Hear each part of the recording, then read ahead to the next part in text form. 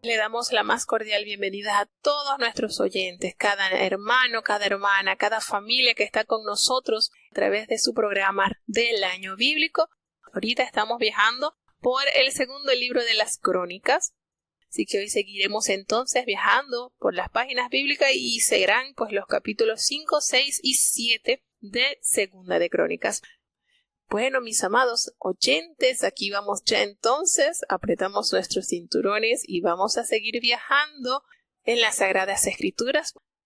Comencemos entonces. Segunda de Crónicas, capítulo 5. Y acabado que fue toda la obra que hizo Salomón para la casa de Jehová, metió Salomón en ella las cosas que David su padre había dedicado. Y puso la plata y el oro y todos los vasos en los tesoros de la casa de Dios. Entonces Salomón juntó en Jerusalén los ancianos de Israel y todos los príncipes de las tribus, los cabezas de las familias de los hijos de Israel, para que trajesen el arca del pacto de Jehová de la ciudad de David, que es Sión. Y juntáronse al rey todos los varones de Israel a la solemnidad del mes séptimo. Y vinieron todos los ancianos de Israel y tomaron los levitas el arca, y llevaron el arca y el tabernáculo del testimonio y todos los vasos de saltuario que estaban en el tabernáculo. Los sacerdotes y los levitas los llevaron. Y el rey Salomón y toda la congregación de Israel que se había a él reunido delante del arca sacrificaron ovejas y bueyes, que por la multitud no se pudieron contar ni numerar. Y los sacerdotes metieron el arca del pacto de Jehová en su lugar, en el oratorio de la casa, en el lugar santísimo, bajo las alas de los querubines, pues los querubines extendían las alas sobre el asiento del arca y cubrían los querubines por encima así el arca como sus barras. Hicieron salir fuera las barras, de modo que se viesen las cabezas de las barras del arca delante del oratorio, mas no se veían desde fuera, y allí estuvieron hasta hoy. En el arca no había sino las 2 tablas que Moisés había puesto en Horeb, con las cuales Jehová había hecho alianza con los hijos de Israel después que salieron de Egipto. Y como los sacerdotes salieron del santuario, porque todos los sacerdotes que se hallaron habían sido santificados y no guardaban sus veces. Y los levitas cantores, todos los de Asaf, los de Emán y los de Jedutún, juntamente con sus hijos y sus hermanos, vestidos de lino fino, estaban con címbalos y salterios y arpas al oriente del altar, y con ellos 120 sacerdotes que tocaban trompetas.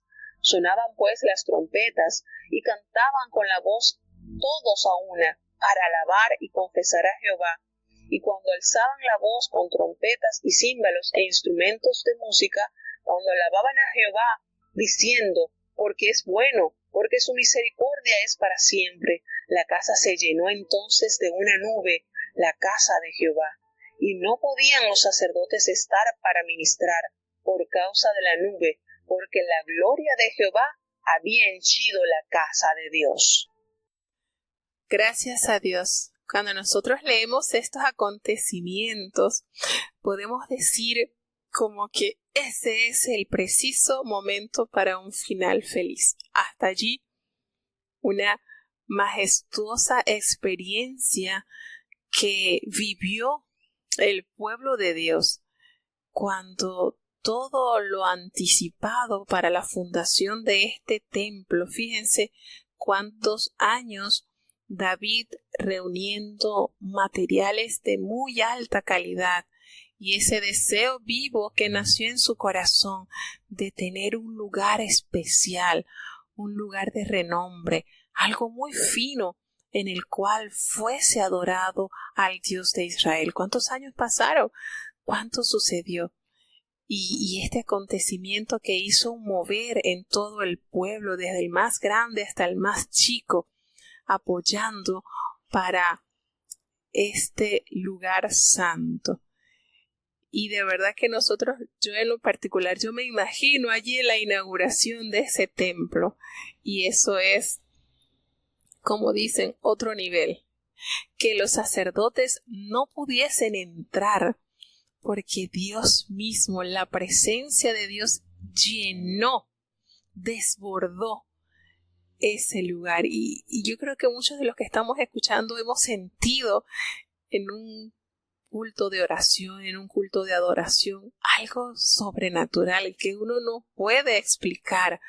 Uno no sabe si llorar, si reír, si gritar, si cantar. Son sentimientos sumamente encontrados y que no nos permite describir la grandeza de sentir la presencia de Dios. Cuánto logro, ¿verdad? Cuántas bendiciones. Y a veces, meditando en estas cosas, en cuánto Dios se gozó, porque esto es gozo de Dios en bendecir a su pueblo, en un pueblo ocupado, en un pueblo que anheló lo mejor para la obra de Dios, que no solamente se conformó en asistir a la inauguración del templo, no. Parte de quizás de esos utensilios que se elaboraron fueron materiales que salieron de su corazón, de su bolsillo, para que todo esto fuese una realidad. Y les digo esto porque es cierto que hubo oro, plata, bronce sin número, pero esto no se guardó sin figuras, sin forma. De todo este material se hicieron muchos utensilios para el uso sagrado en el templo de Jehová, mucho. Y pensando en esto, trayéndolo a los momentos actuales, quizás en nuestros templos son bastante sencillos, muy humildes, pero ese utensilio que acá se nos nombra, pues, que fueron hechos de oro, de bronce, de plata, sobre todo de oro. Todos los utensilios del lugar santísimo, el material era de oro. Ahorita no podemos decir, bueno, tenemos ni siquiera el pedestal donde se coloca el micrófono, podemos decir que es de oro. Pero analizando esto, yo siento que nosotros, los hijos de Dios, somos instrumentos de Dios en sus manos y Él ha hecho de nosotros eso para uso santo, de oro, ha hecho de nosotros para el servicio de Dios. No estamos aquí de adorno. Nosotros no somos adorno en el templo de Dios. Nosotros tenemos un uso santo para Dios. Y qué bueno es que nosotros reconozcamos que el mayor tesoro, el cual Dios viene a buscar y enviará a su Hijo, no serán por las cuatro paredes, no será por el techo bonito que haya, sino por las almas que se hayan congregadas en cada templo de Dios para adorar y contemplar la hermosura del Señor. Entonces toda esta magnificencia que nosotros leemos en la palabra de Dios, cómo nos revela el regocijo que hubo con todos los príncipes de las tribus y los jefes de las familias, todos los hijos de Israel que trajeron el arca del pacto de Jehová a la ciudad de David, que es Sión, la trajeron entonces en ese mes séptimo, ya el inicio de las fiestas de las cabañas. Ellos llevaron el arca y el tabernáculo de la reunión, y todos los utensilios del santuario que estaban en el tabernáculo, todos los levitas lo llevaron. Y recordemos que todo esto que se realizó, todos estos utensilios no fueron hechos allí. Esto que se elaboró, las tazas, los garfios, las cucharas, todo esto que se elaboró de ese material muy fino, todo esto se elaboró en las afueras. Dice que en la zona del Jordán, porque es una tierra arcillosa, allí se hicieron los vaciadizos. Allí afuera se formaron para después ser traídos entonces al templo para darles el uso santo. Todo esto nos relata el arduo trabajo que se realizó en estos años de gobierno del rey Salomón. Y toda la congregación se halló reunida delante del arca, y hubo tales sacrificios, ovejas, bueyes, que hubo tanto que la palabra de Dios no nos dice a certeza cuántos fueron los animales que se dieron en sacrificio. Los sacerdotes, como les corresponden, ellos trasladan el arca del pacto al lugar santísimo, allí al santuario de la casa, y la colocaron precisamente debajo de las alas de los querubines que se habían tallado también, que eran también hechos de oro, con madera cubiertos de oro.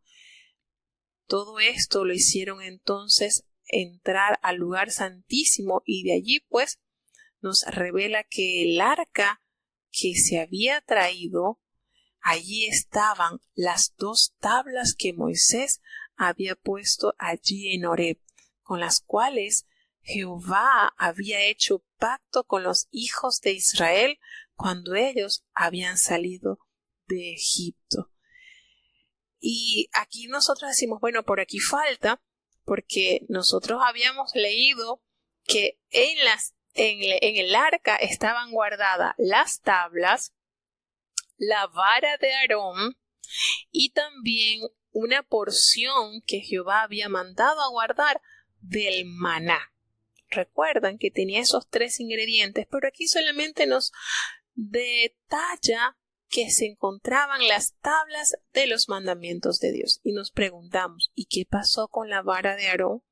¿Y qué pasó con el maná que se había tomado como muestra, como testimonio a las generaciones futuras de la manutención, de la providencia de las cuales Jehová otorgó a su pueblo?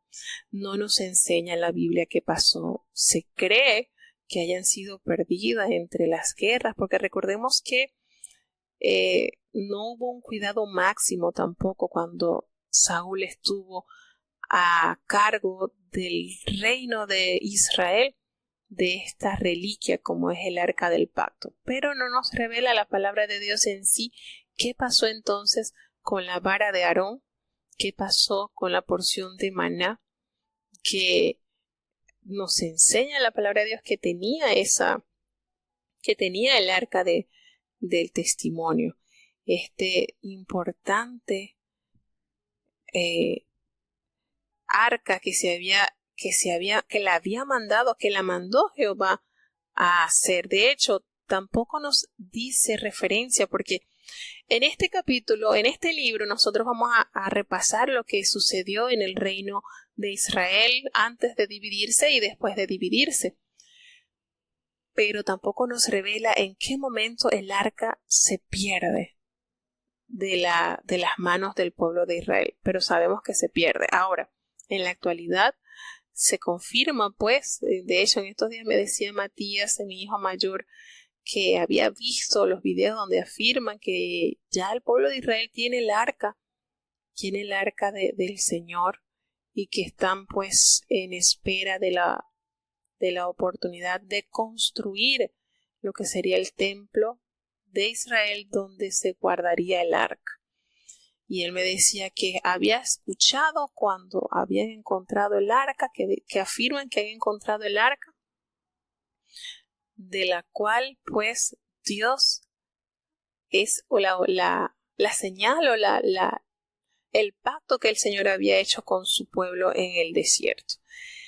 Y bueno, esto realmente no nos debe asustar, porque recordemos que esto es parte del cumplimiento de las profecías del Señor. Sí se tiene que hacer, sí se tiene que construir el templo. Y bueno, la verdad, en el Apocalipsis se menciona del arca en el cielo, y yo le pregunté la vez pasada al hermano Joaquín Abreu, le dije, ¿será que entonces el arca el Señor la guardó? Pero recordemos también que cuando Moisés está en el monte de Sinaí, el Señor le mostró un modelo del arca.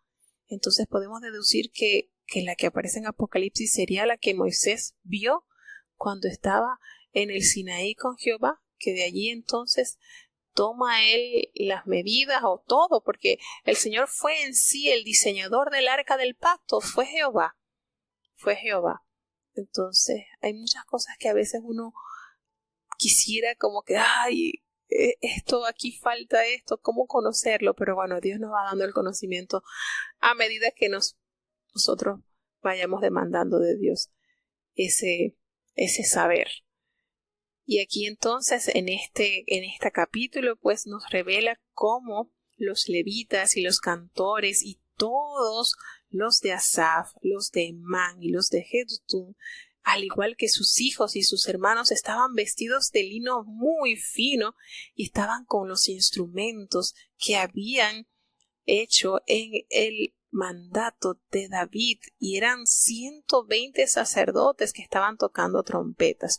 Y cuando sonaban las trompetas y cantaban a una para alabar y dar gracias a Jehová, todos alzaban su voz y las trompetas y todo instrumento y alababan a Jehová diciendo que Él es bueno y su misericordia es para siempre.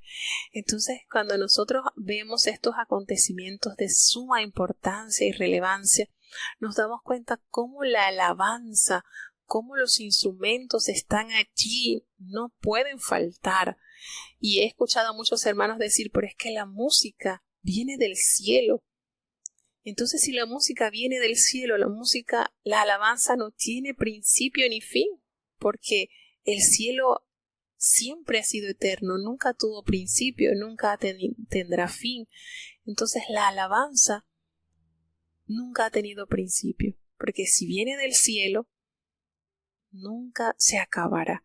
Entonces, qué maravilloso es todos estos acontecimientos, y pues como nos dice el Salmo 22, ¿verdad? Recordemos, Jehová habita en medio de la alabanza de su pueblo. No es que Él visita, no es que Él llega y se asoma cuando hay alabanza, Él habita, Él allí está cimentado en la alabanza de su pueblo. Y aquí pues hay un pueblo agradecido, un pueblo que ha reconocido la mano proveedora de Jehová, que en todo lo que le rodea ve reflejado a Dios como su proveedor. Un pueblo que es movido por un líder, por un rey, que está siendo usado para honrar y glorificar a Dios. Y todo lo que es el ente religioso, todo lo que es esa columna vertebral, como lo es la esencia de observar y amar a Dios y reconocer su grandeza, está tan bien afinado que el Señor no duda en manifestarse.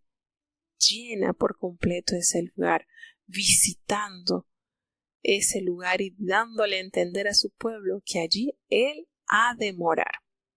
Entonces, en esta inauguración de este templo, pues nos toca a nosotros quedarnos para contemplar la majestuosidad que en ese lugar se ha de realizar.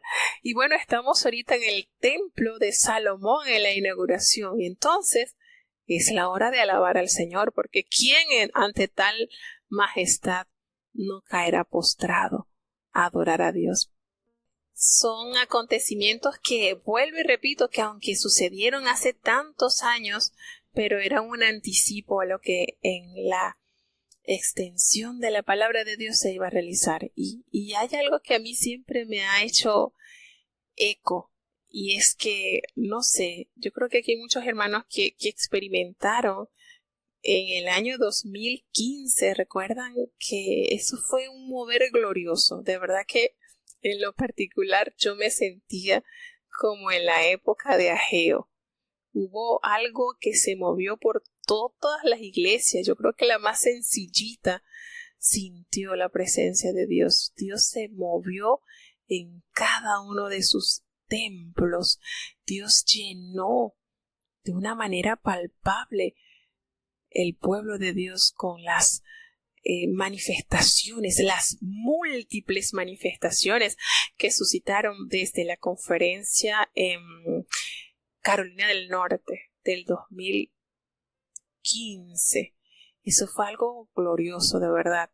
Y yo recuerdo que en esos programas, a pesar de que no habían visita de otros lugares, no habían oficiales, pero Dios hizo algo maravilloso. Siento que la presencia de Dios recorrió la faz de la tierra y sentíamos los templos llenos de Dios. Algo maravilloso. Siento que si hubo un momento especial en el cual el Señor debía venir, era en ese preciso momento, porque cuántos hermanos con muchos años que habían sido heridos por el pecado y habían retornado a la fe. De verdad que esto fue algo glorioso, algo que me pareció escuchar al apóstol Miguel que había un aproximado en esos poquitos años de unos 3,000 ungidos. Y eso fue de verdad un mover, eso fue de verdad que algo glorioso. Es que no hay otra expresión. Yo recuerdo de hermanos que tenían más de 20 años que habían sido heridos por el pecado y que yo los veía, se veían como si fueran huesos secos, y a la voz de la palabra de Dios tomaron vida. Y entonces todos estos acontecimientos, por eso les digo, no habrá en nuestros templos estos lujos, estas cosas tan excelsas, ¿verdad? Que nos detalla que tuvo el templo de Salomón. Pero déjeme decirle que usted, su alma, es ese utensilio, esa porción de oro que el Señor quiere formar en usted, un vaso para santificación y honor, para que esté en el templo y teniendo un uso santo.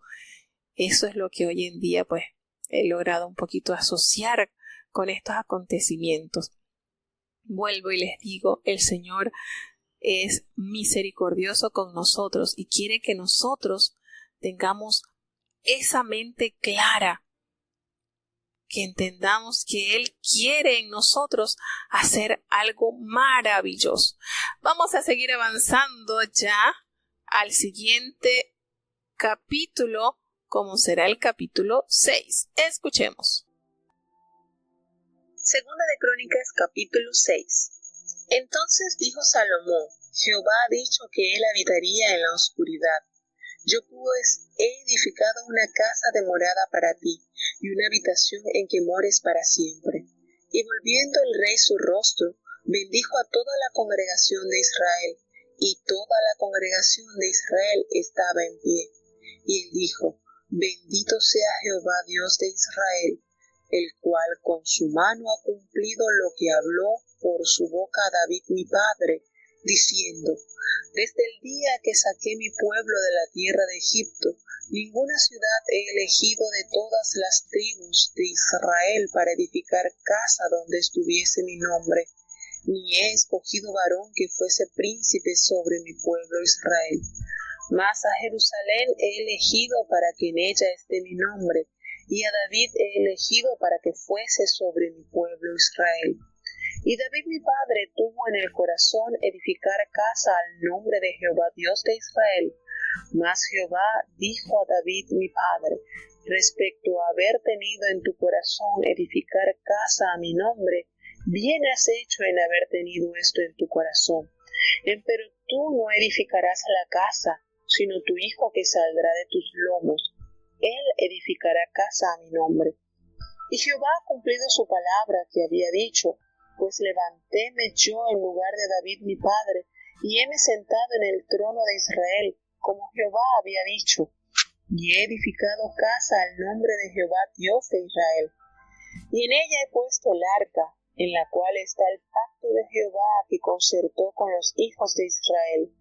Púsose luego Salomón delante del altar de Jehová, en presencia de toda la congregación de Israel, y extendió sus manos, porque Salomón había hecho un púlpito de metal de 5 codos de largo y de 5 codos de ancho, y de altura de 3 codos, y lo había puesto en medio del atrio, y púsose sobre él, e hincóse de rodillas delante de toda la congregación de Israel, y extendiendo sus manos al cielo, dijo: Jehová, Dios de Israel, no hay Dios semejante a ti en el cielo ni en la tierra, que guardas el pacto y la misericordia a tus siervos que caminan delante de ti de todo su corazón, que has guardado a tu siervo David, mi padre, lo que le dijiste. Tú lo dijiste de tu boca, mas con tu mano lo has cumplido, como parece este día. Ahora pues, Jehová Dios de Israel, guarda a tu siervo David mi padre lo que le has prometido, diciendo: no faltará de ti varón delante de mí que se siente en el trono de Israel, a condición que tus hijos guarden su camino, andando en mi ley como tú delante de mí has andado. Ahora pues, oh Jehová Dios de Israel, verifíquese tu palabra que dijiste a tu siervo David, mas ¿es verdad que Dios ha de habitar con el hombre en la tierra? He aquí, los cielos y los cielos de los cielos no pueden contenerte, cuanto menos esta casa que he edificado. Mas tú mirarás a la oración de tu siervo y a su ruego, oh Jehová Dios mío, para oír el clamor y la oración con que tu siervo ora delante de ti. Que tus ojos estén abiertos sobre esta casa de día y de noche, sobre el lugar del cual dijiste, mi nombre estará allí. Que oigas la oración con que tu siervo ora en este lugar. Asimismo que oigas el ruego de tu siervo y de tu pueblo Israel, cuando en este lugar hicieren oración, que tú oirás desde los cielos, desde el lugar de tu morada, que oigas y perdones. Si alguno pecare contra su prójimo, y él le pidiere juramento haciéndole jurar, y el juramento viniere delante de tu altar en esta casa, tú oirás desde los cielos, y obrarás, y juzgarás a tus siervos, dando la paga al impío, tornándole su proceder sobre su cabeza, y justificando el justo en darle conforme a su justicia. Si tu pueblo Israel cayere delante de los enemigos por haber prevaricado contra ti, y se convirtieren y confesaren tu nombre, y rogaren delante de ti en esta casa, tú oirás desde los cielos, y perdonarás el pecado de tu pueblo Israel, y los volverás a la tierra que diste a ellos y a sus padres. Si los cielos se cerrasen, que no haya lluvias por haber pecado contra ti, si oraren a ti en este lugar, y confesaren tu nombre, y se convirtieren de sus pecados cuando los afligieres, tú los oirás en los cielos, y perdonarás el pecado de tus siervos y de tu pueblo Israel, y les enseñarás el buen camino para que anden en él, y darás lluvia sobre tu tierra, la cual diste por heredad a tu pueblo.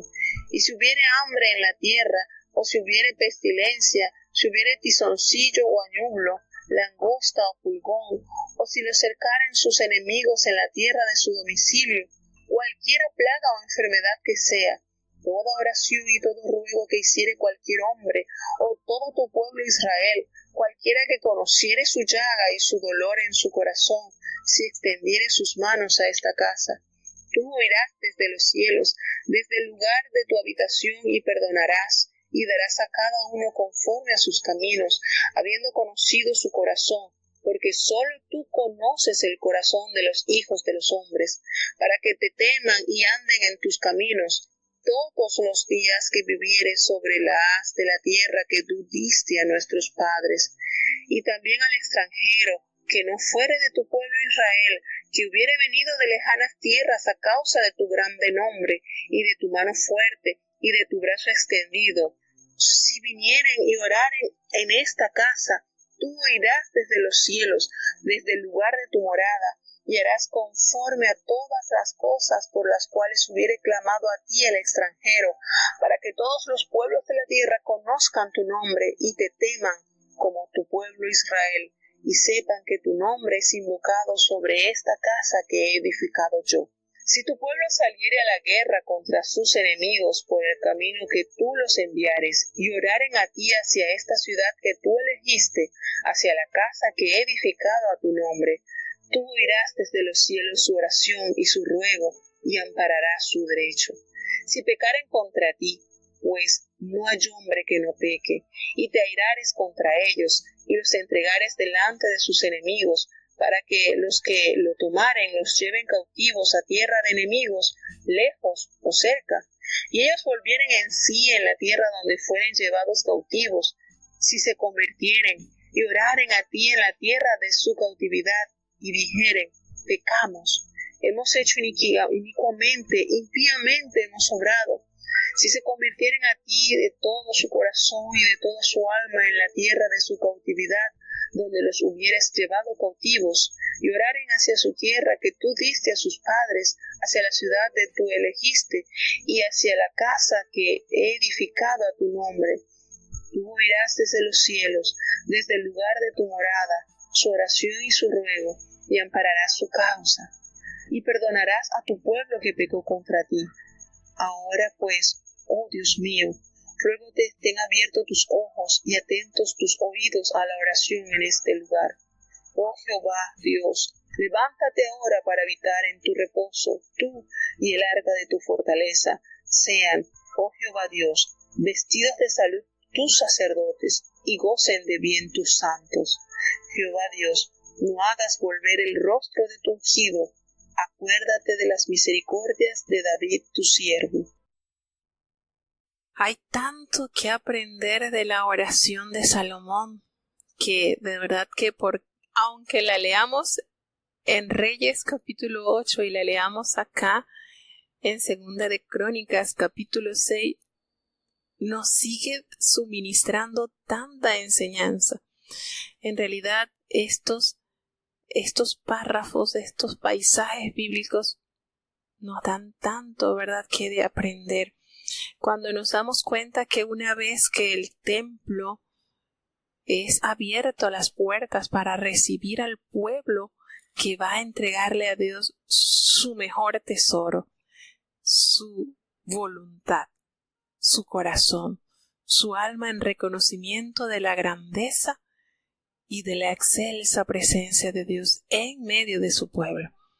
Este pueblo se congrega en este lugar, es guiado por su líder político, como es el rey, pero a su vez también el rey funcionaba como un líder en cuanto al ámbito espiritual, porque el rey había pedido a Dios que le otorgase la sabiduría para poder dirigir este pueblo, que era muchedumbre, que era mucho en extremo.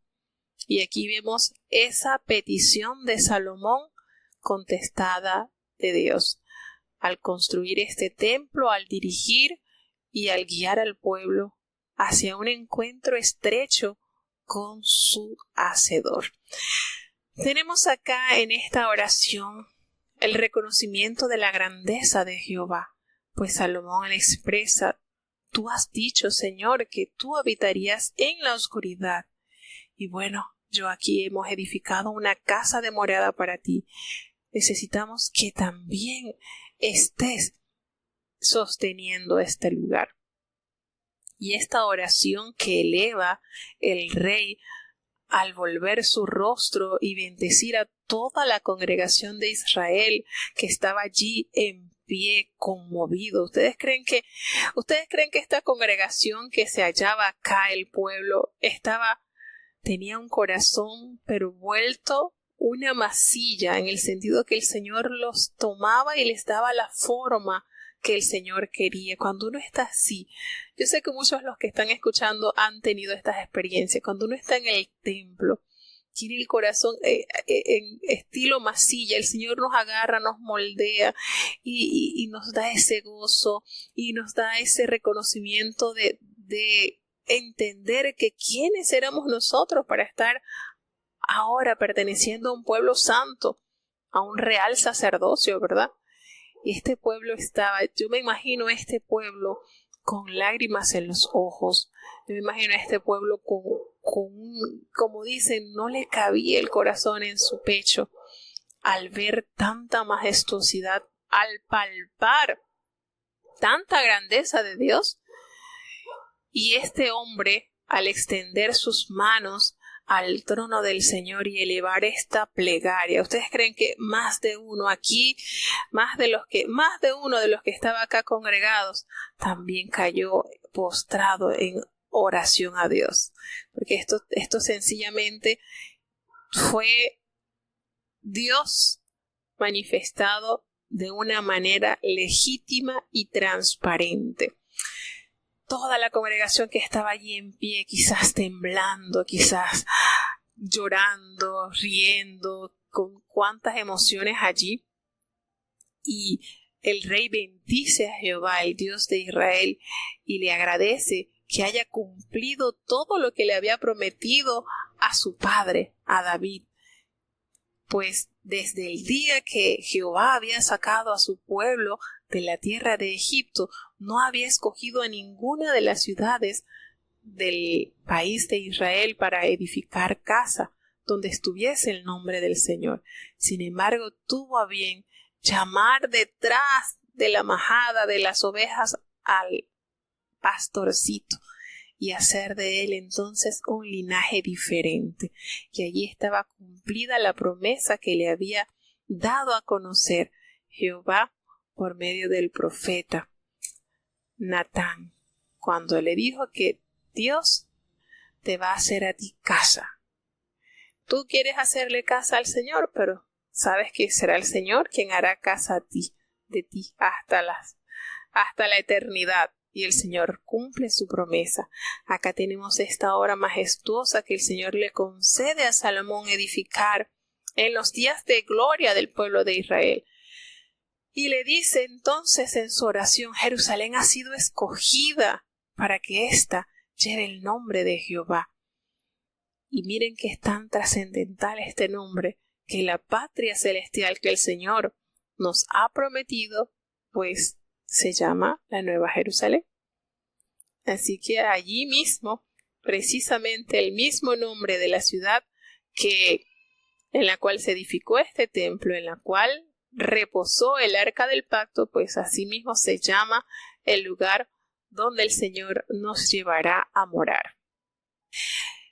Y en la oración Salomón le dice a David, en su corazón él tuvo el deseo, el anhelo de edificar casa al nombre de Jehová.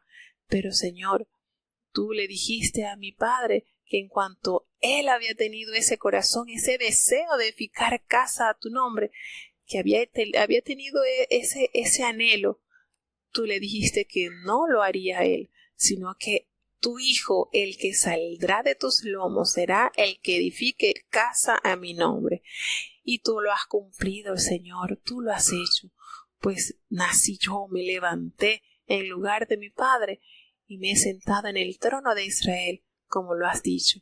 Y aquí está la casa edificada, casa grande, porque grande es el Dios de Israel.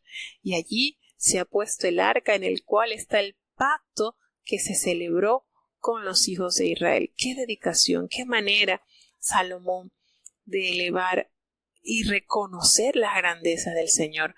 Cuando Salomón dedicó el templo que había construido para que Dios pudiera habitar entre su pueblo, él se presentó ante el Señor, presentó peticiones relacionadas con muchas situaciones que ocuparía a Israel en el futuro: el pecado, los enemigos, el perdón, la sequía, la plaga, la guerra, la cautividad, y cada petición era seguida por un ruego para que Dios escuchara y respondiera a las oraciones de los israelitas.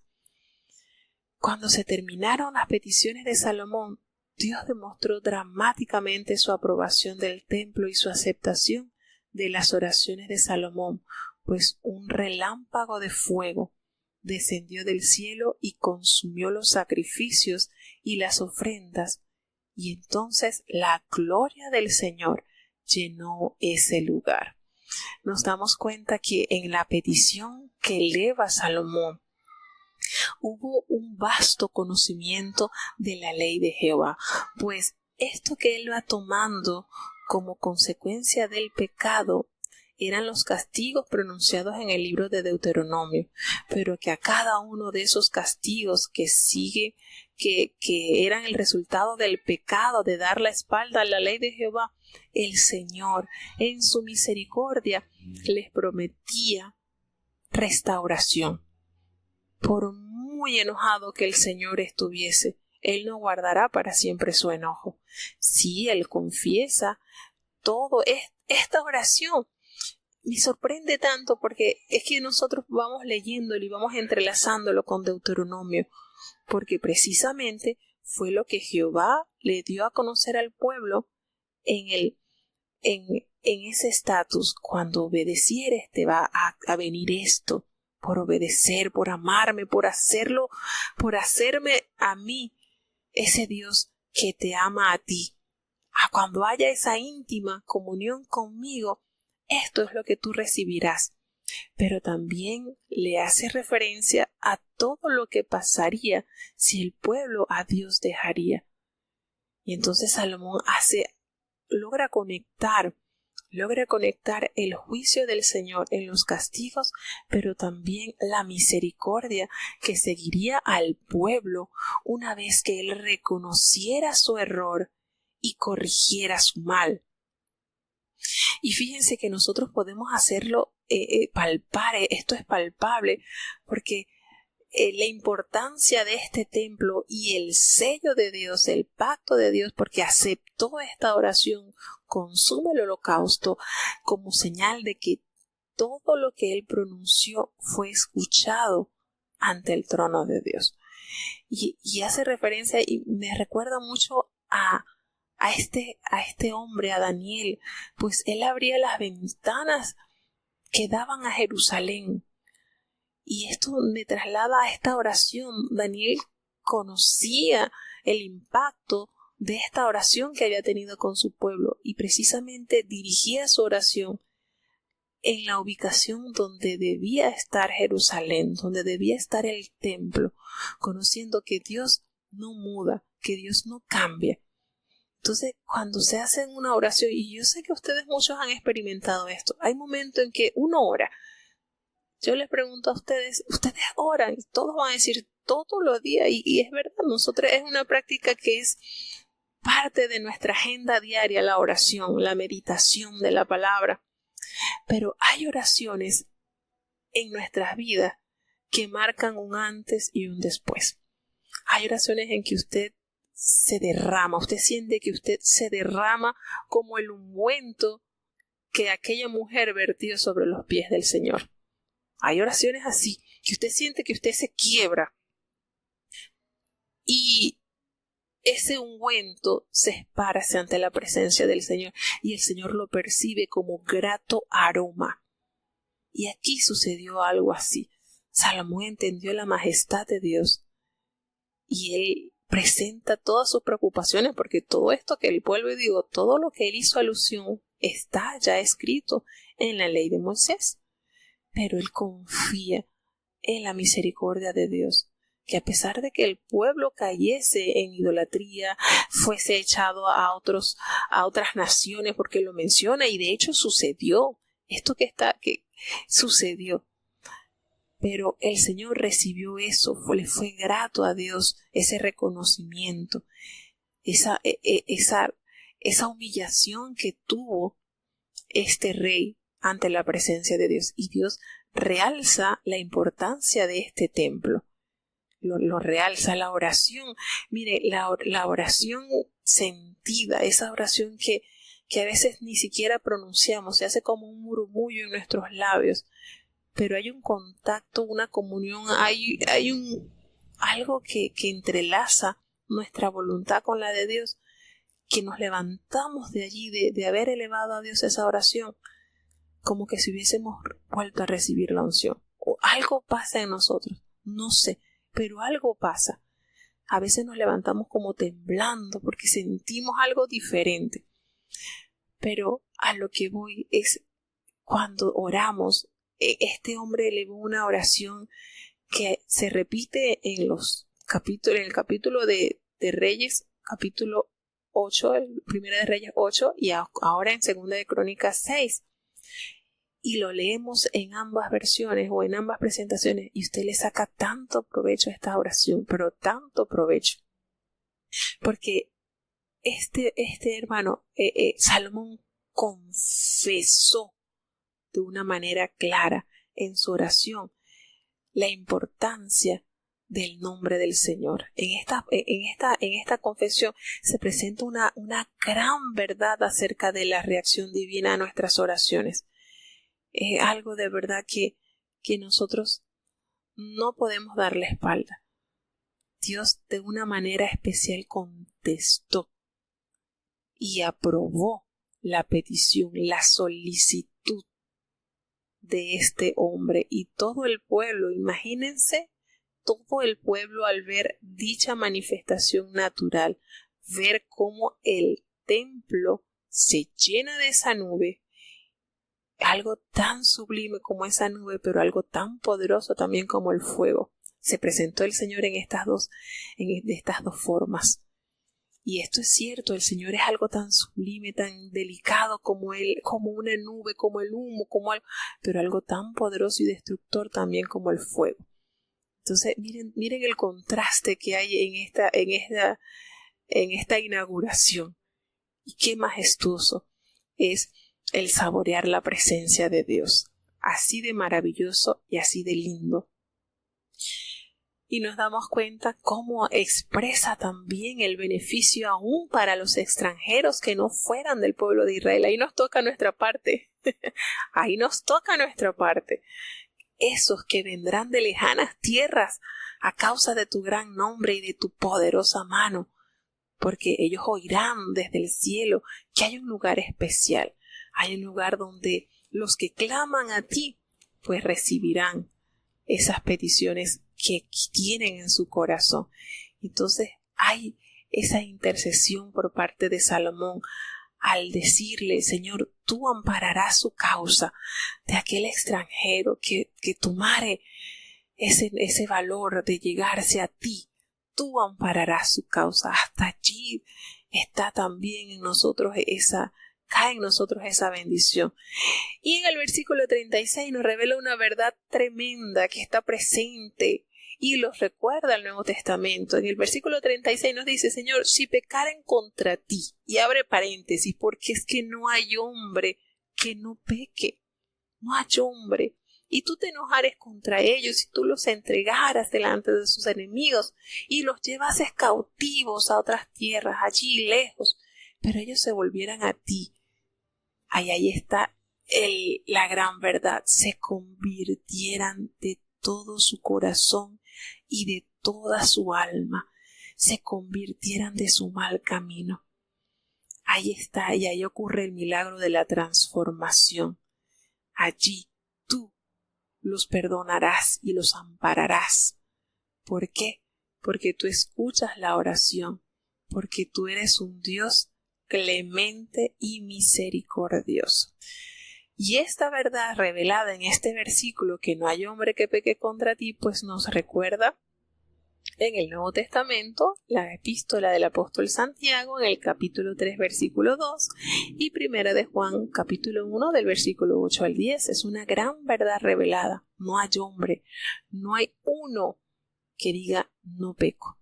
Todos pecamos de manera directa o indirecta, pero estamos expuestos a fallar.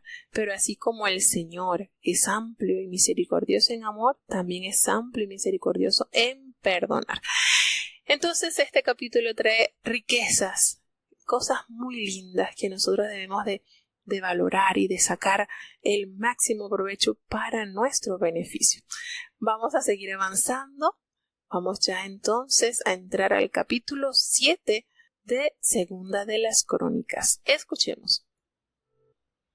Segunda de Crónicas, capítulo 7. Y como Salomón acabó de orar, el fuego descendió de los cielos, y consumió los holocaustos y las víctimas, y la gloria de Jehová hinchió la casa. Y no podían entrar los sacerdotes en la casa de Jehová, porque la gloria de Jehová había henchido la casa de Jehová. Y como vieron todos los hijos de Israel descender el fuego y la gloria de Jehová sobre la casa, cayeron en tierra sobre sus rostros en el pavimento, y adoraron, confesando a Jehová y diciendo que es bueno, que su misericordia es para siempre. Entonces el rey y todo el pueblo sacrificaron víctimas delante de Jehová. Y ofreció el rey Salomón en sacrificio 22,000 bueyes y 120,000 ovejas, y así dedicaron la casa de Dios el rey y todo el pueblo. Y los sacerdotes asistían en su ministerio, y los levitas con los instrumentos de música de Jehová, los cuales había hecho el rey David para confesar a Jehová que su misericordia es para siempre. Cuando David alababa por mano de ellos, asimismo los sacerdotes tañían trompetas delante de ellos, y todo Israel estaba en pie. También santificó Salomón el medio del atrio que estaba delante de la casa de Jehová, por cuanto había ofrecido allí los holocaustos y los cebos de los pacíficos, porque en el altar de bronce que Salomón había hecho no podían caber los holocaustos y el presente y los cebos. Entonces hizo Salomón fiesta 7 días, y con él todo Israel, una grande congregación, desde la entrada de Hamat hasta el arroyo de Egipto. Al 8º día hicieron convocación porque había hecho la dedicación del altar en 7 días, y habían celebrado la solemnidad por 7 días. Y a los 23 del mes séptimo envió el pueblo a sus estancias, alegres y gozosos de corazón por los beneficios que Jehová había hecho a David y a Salomón y a su pueblo Israel. Acabó pues Salomón la casa de Jehová y la casa del rey, y todo lo que Salomón tuvo en voluntad de hacer en la casa de Jehová y en su casa fue prosperado. Y apareció Jehová a Salomón de noche, y díjole: Yo he oído tu oración, y he elegido para mí este lugar por casa de sacrificio. Si yo cerrare los cielos, que no haya lluvia, y si mandare a la langosta que consuma la tierra, o si enviare pestilencia a mi pueblo, si se humillare mi pueblo, sobre los cuales mi nombre es invocado, y oraren, y buscaren mi rostro, y se convirtieren de sus malos caminos, entonces yo iré desde los cielos, y perdonaré sus pecados, y sanaré su tierra. Ahora estarán abiertos mis ojos y atentos mis oídos a la oración en este lugar, pues que ahora he elegido y santificado esta casa, para que esté en ella mi nombre para siempre, y mis ojos y mi corazón estarán allí para siempre. Y tú, si anduvieres delante de mí como anduvo David tu padre, e hicieres todas las cosas que yo te he mandado, y guardares mis estatutos y mis derechos, yo confirmaré el trono de tu reino, como concerté con David tu padre, diciendo: No faltará varón de ti que domine en Israel. Mas si vosotros os volviereis y dejareis mis estatutos y mis preceptos que os he propuesto, y fuereis y sirviereis a dioses ajenos y los adorareis, yo los arrancaré de mi tierra que los he dado, y esta casa que ha santificado mi nombre, yo la echaré de delante de mí, y pondréla por proverbio y fábula en todos los pueblos. Y esta casa que habrá sido ilustre será espanto a todo el que pasare, y dirá: ¿Por qué ha hecho así Jehová a esta tierra y a esta casa? Y se responderá: Por tanto dejaron a Jehová, Dios de sus padres, el cual los sacó de la tierra de Egipto, y han abrazado dioses ajenos, y los adoraron y sirvieron. Por eso Él ha traído todo este mal sobre ellos. Bueno, nuevamente el Señor se le manifiesta a Salomón en sueño. La primera vez se le manifestó en Gabaón, ¿verdad? Cuando fue a ofrecer sacrificio, y el Señor entonces allí le hace conocer: pídeme lo que quieras y yo te lo daré. Y aquí pues en este capítulo también se nos revela que el Señor se le vuelve a manifestar al rey en sueños. ¿Cumpliéndose así la palabra del Señor? Sí, cumpliéndose así la palabra del Señor, como le había dicho a Moisés, que se les manifestaría a los demás en sueños, en algo simbólico, pero así cara a cara como Moisés no. Y aquí tenemos esto, como Dios usa a sus instrumentos de una manera especial. Cuando Salomón dedica el templo, imagínense, habíamos hablado pues de la forma en que el Señor se manifestó de una manera tan poderosa, con la manifestación del fuego que consumió todo el holocausto, y la casa del Señor se llenó. No podían entrar los sacerdotes en la casa de Jehová porque sencillamente no había espacio. Dios había llenado cada rinconcito de ese edificio. Todo estaba lleno de Dios. ¿Qué sería, verdad, el tratar de entrar, pero no, todo está ocupado el Señor? ¿Qué manera de estos sacerdotes experimentar estas manifestaciones? ¿Y qué les tocaba entonces a ellos? Cuando vinieron todos los hijos de Israel y vieron descender el fuego y ver la gloria de Jehová sobre la casa, ¿qué les tocó a ellos? Se postraron sobre su rostro allí en el pavimento y adoraron y alabaron a Jehová, Dios de Israel. ¿Y qué expresaron? Porque Él es bueno y su misericordia es para siempre. Aquí podemos ver la diferencia de un pueblo consagrado a Dios. Cuando ellos vieron esta manifestación, no salieron a esconderse, No salieron a esconderse porque tenían un corazón dócil a Dios, porque se habían preparado con anticipación, dando lo mejor para su justa causa. Y fíjense el contraste, ellos no agarraron y se escondieron, vamos a ser quemados nosotros también cuando vieron descender el fuego. No había ese temor. ¿Y saben por qué no había ese temor?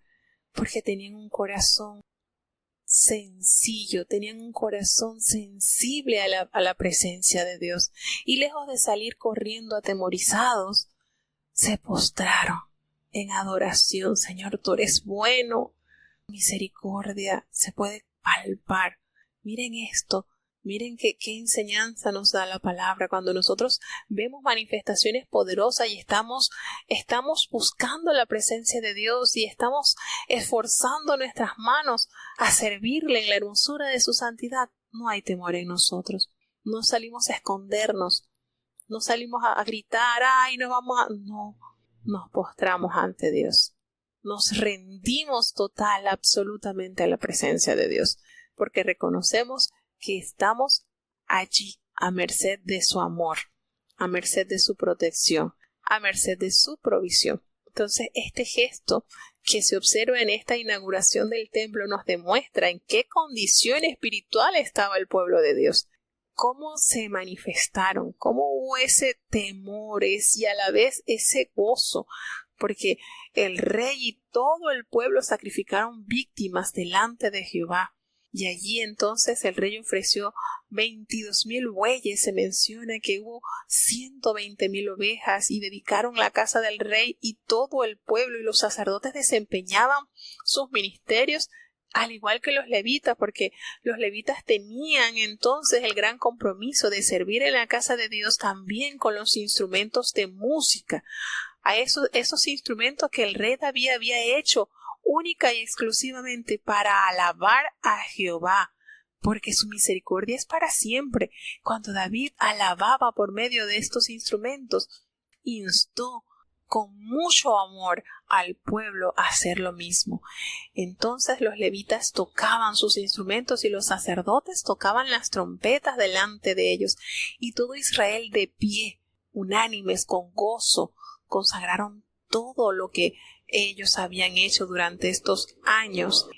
Y allí entonces esta celebración que tuvo un tiempo, imagínense, tuvieron una buena cantidad de tiempo de adoración, de entrega, las celebraciones que duraron semanas para celebrar, para magnificar la obra de Dios en medio de su pueblo.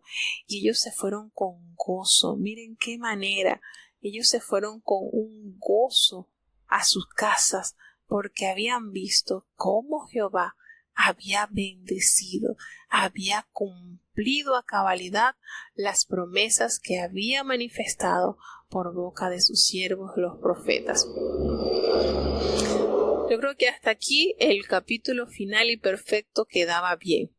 Hasta aquí estaba puntos suspensivos y fueron felices por siempre y para siempre, y mantuvieron siempre ese espíritu de adoración a Dios y de servicio hasta aquí. Sin embargo, no ha sido así. Nos tocará seguir viendo las cosas buenas y las cosas que no debieron pasar. Sin embargo, pasaron y están escritas para que nosotros no caigamos en los mismos errores, para que nosotros aprendamos a crecer en Dios y aprendamos que en realidad es mejor obedecer que resistir a hacer la voluntad de Dios. Y nos habla la palabra de Dios entonces que el Señor efectivamente se le manifestó a Salomón en la noche a través de un sueño y le confirmó: he oído tu oración, he elegido este lugar para mí como un lugar para que hagan sacrificios. Sí, aceptado he tu petición, he escuchado, y yo voy a cerrar los cielos para que no haya lluvia, y yo voy a mandar la langosta que consuma la tierra, si enviare, y enviaría pestilencia a mi pueblo. De esa manera haré si no cumpliesen con el pacto que con ustedes he concertado y que hoy he reafirmado, porque imagínense, y hay un versículo que se ha usado muchísimo, sobre todo en estos años de pandemia, cómo se ha tomado este versículo 14 de Segunda de Crónicas 7. Segunda de Crónicas 7, el versículo 14. Mire que es probablemente uno de los versículos más conocidos y más amados de este libro de Segunda de Crónicas. Pues en este habla de la solución a los castigos que nos pueden acechar, que nos acercarían si nosotros no obedeciéramos. Y nos hace ver la clave: si se humillare mi pueblo, sobre el cual mi nombre es invocado, y oraren y buscaren mi rostro y se convirtieren de sus malos caminos, entonces yo oiré desde los cielos y perdonaré sus pecados y sanaré su tierra. Ustedes vieron bastante este versículo en tiempo de la pandemia. Bastante se estuvo usando, ¿verdad? ¿Y cuánta verdad nos revela? Si se humillare mi pueblo. Hay un mensaje de un hermano que decía: la humillación es la llave que mueve mi misericordia. No olvido ese mensaje. Y es cierto, cuando nosotros nos volvemos a nuestro estado original, nos volvemos polvo, como le dijo Abraham en la oración a Jehová intercediendo por Sodoma: Señor, nosotros somos polvo y ceniza. Eso es lo que nosotros somos. Cuando nosotros volvemos a ese estado y se convierten, ahí está la clave: no solamente quedes allí humillado, sino te conviertas. Acepta que te has equivocado, pero no te quedes solamente en la aceptación. Corrige. Arrepentimiento no es llorar solamente. Arrepentimiento es cambiar. Cuánto bien nos hace eso, ¿verdad? Cuánto bien cuando nosotros entendemos: sí, he pecado, he hecho lo malo, pero no persisto haciendo ese pecado. No sigo haciendo ese pecado. Y se convirtiere, dice este versículo que es sumamente conocido: yo oiré desde los cielos y perdonaré sus pecados y sanaré su tierra. En nosotros, en cada creyente podría ser: yo te voy a oír, voy a perdonar tus pecados y voy a sanarte a ti. Nosotros somos tierra, básicamente somos tierra, ¿no? Y el Señor nos va a perdonar y va a hacer de nosotros algo diferente. Y nos dice entonces cómo le hace la demanda, y le recuerda nuevamente Jehová a Salomón: si tú anduvieses como David tu padre. Miren qué testimonio de la vida de David. Si tú y lo hicieses así, tal cual, que él guardó los mandamientos, guardó mis estatutos, mis decretos, yo voy a confirmar el trono de tu reino, así como lo hice con David tu padre. Y te diré que no va a faltar varón de ti que gobierne sobre Israel. Y le hace la advertencia: pero si ustedes se volvieren y dejaren mis estatutos y mis mandamientos y se fueran a servir a otros dioses y los adoraren, yo los voy a arrancar de la tierra en la cual los he sembrado. Y esta casa que he santificado a mi nombre, la voy a arrojar de mi presencia y la voy a poner como por burla, como por escarnio de los otros pueblos. Y esta casa que ha sido tan excelsa va a ser como un espanto, y todos los que pasaran cerca van a decir: ¿y por qué ha hecho así Jehová a esta tierra y a esta casa?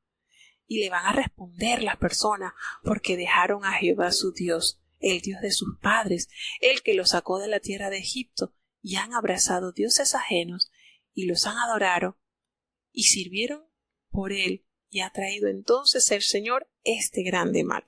Cuando usted lee esto y cuando usted se da cuenta que todo lo que el Señor le pronunció a los profetas, le anunció a los reyes, a los gobernadores, y ellos insistieron en hacer las cosas malas y vieron el juicio que el Señor pronunció hecho realidad, entonces esto nos debe a nosotros: 2, afirmar más en la fe, porque el Señor honra a los que le honran.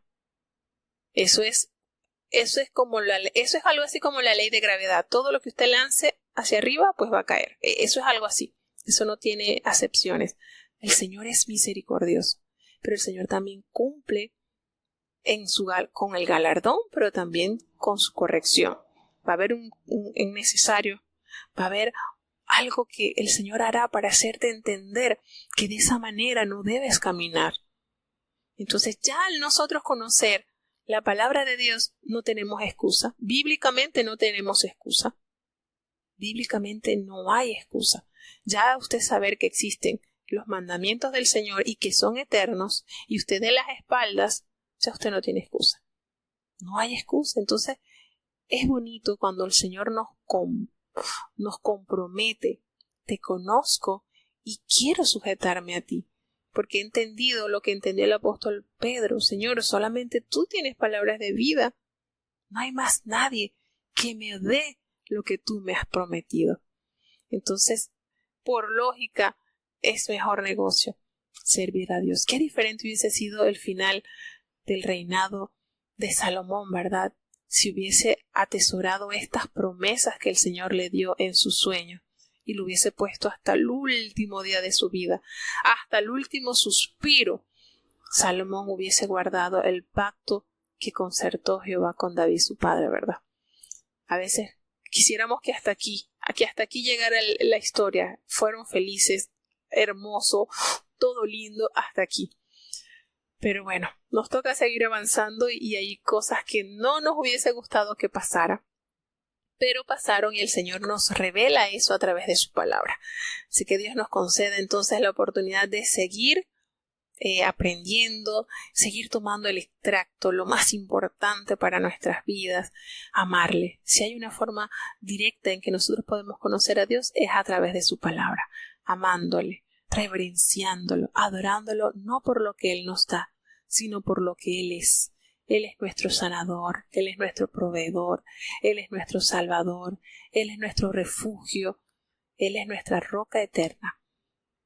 Entonces, tantas cosas, tantas características tiene Dios para nosotros, sus hijos, que nos quiere entregar, pero a veces nosotros por estar ocupándonos en otras cosas, pues no las recibimos.